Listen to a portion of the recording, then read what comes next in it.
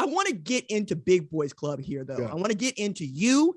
And more importantly, for the sake of this discussion, Duke Manyweather. Who is this person to you? And why is he the guy that so many offensive linemen want to be coached by?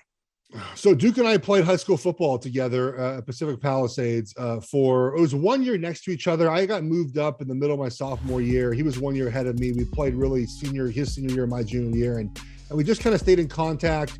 And then we became really good friends. We both he went to Humboldt State. I was at Oregon. We communicated, we traveled and saw each other a bunch, and we become obviously very good friends since then. And, whatever your passion is out there listening, that's what Duke has for offensive line, like tenfold, man. Like his life is offensive line. He's always been this way, and he studies the position, he studies the technique, and more importantly, I think he studies the body really well. Right? He knows what an offensive lineman's body needs to be special. He can watch film and see, okay, a guy's knee is flaring out here, his glute's not activated here, his feet aren't working in the right place, his posture and whatnot, and then he can bring you into Dallas or wherever he's going to train guys and get you right. He tailors the program to you. I think that's very important when you see these kind of training complexes.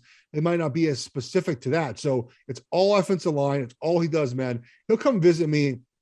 And I remember last time he came here, it was 10 a.m., RJ. He was at my island watching like some D3 film, drinking a beer. Like he is, I texted him today. I said, who's the Quinn Miners of this draft, right? We saw Quinn last year on Big Boys Club, was a 3rd round draft pick from D3 Wisconsin Whitewater. And he said he was watching a player from Mercer, who reminds him of Quinn Miners. So like, this is all he does. And he's just really good at it. And I think, again, it's very important that he knows how the body works. And when you talk to him about certain guys' flaws, he might not just say like, oh, his hands are bad. He's like, well, his shoulder and his lats aren't engaged. Like there's things he can help you with and help players with that are very important. And not only does he do a bunch of the combine guys, he's going to have 3 guys in the first round. He had 7 picks last year in the top 70. The pro guys come see him too. All pros come to Dallas and train with him all offseason. So he's just a very special guy when it comes to the offensive line community. Shout out on 2 fronts. One, Quinn Miners, because like I saw that dude in Senior Bowl, and then everybody told me what was really good.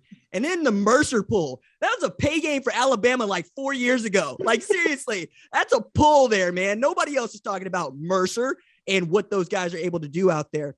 But in this particular draft, right, we're talking about the guys that come to Duke. We're talking about the guys that come to you. And then we're talking about how you guys evaluate and chew the film on each one of these guys. But I'm more interested in who you have seen in person who has stood out to you, the guy for which when he strikes, everybody hears it.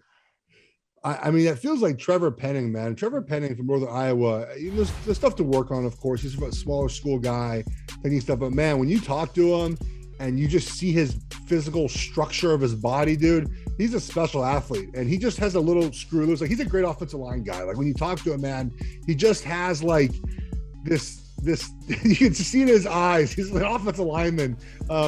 And he's like 6'7", 325, can dunk a basketball. Like he's just a freak show, dude. WWE superstar, man. Yeah. And he's a guy that it's going to take a little bit of time to develop probably as he comes to Northern Iowa, a smaller school. They play Iowa State like 1 game a year, right? Where he kind of gets those D1 type players he's playing against. But to me, I mean, I was very impressed when I saw him in person.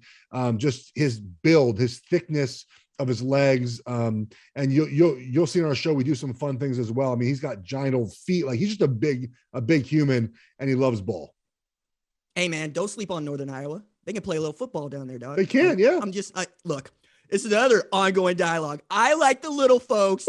Jeff is an elitist. I am. He likes his USCs and his Oregons. I like my Oregon. And I'm over here going Mercer, Northern Iowa. No, but I really enjoy that you can find a guy like that at Northern Iowa. 1, so they get some shine. But 2, that I tell the kids this all the time, and you know that I'm covering the United States Football League. Yeah.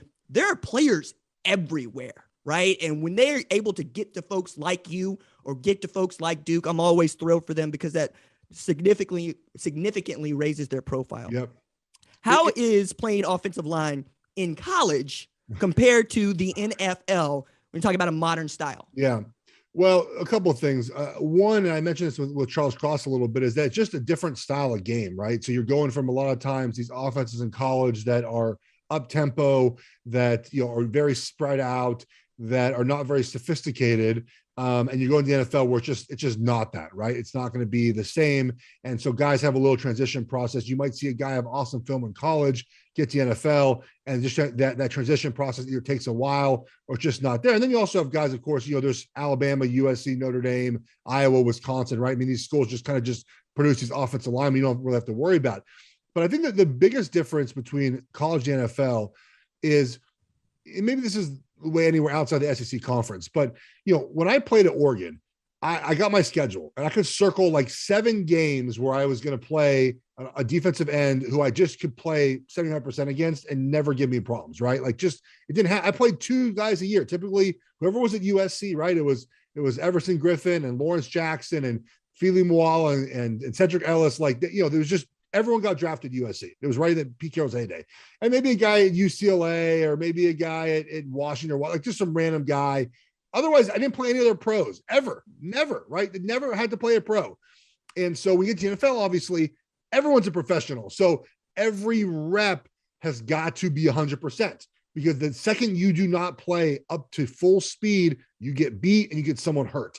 And that's a big difference to me, is just that the quality of play, obviously, is much better than the NFL. And practice is much harder, of course. Games are much harder. And in college, again, I mean, you can pencil, if you're a decent team in college football, you pencil in those eight wins. In the NFL, you don't pencil in any wins. You can't do that. You get beat on any Sunday. And that's what makes the NFL, I think, so much different than college football.